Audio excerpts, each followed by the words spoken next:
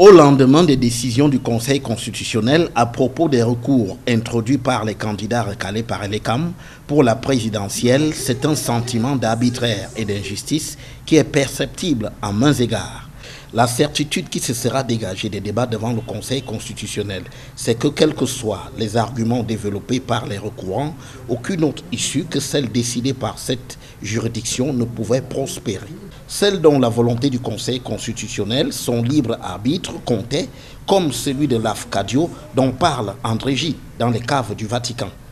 Et en même pire, il n'y aura eu aucun remords ni pour le cas de Maurice Kamto, ni pour celui de Jean-Blaise Gouette, écarté de la course à la présidentielle. À cet arbitraire s'ajoute aussi l'injustice. Aucune référence pertinente à la loi n'a été observée. Peu importe les pièces fournies par Maurice Kamto, peu importe les arguments juridiques et cohérents développés, l'injustice régnait en maîtresse absolue.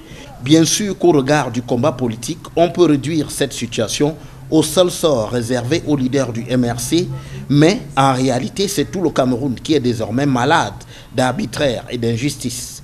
Dans le foncier, dans les écoles, dans les hôpitaux et même dans les rapports quotidiens, c'est le règne absolu de l'arbitraire et de l'injustice qu'on voit au quotidien.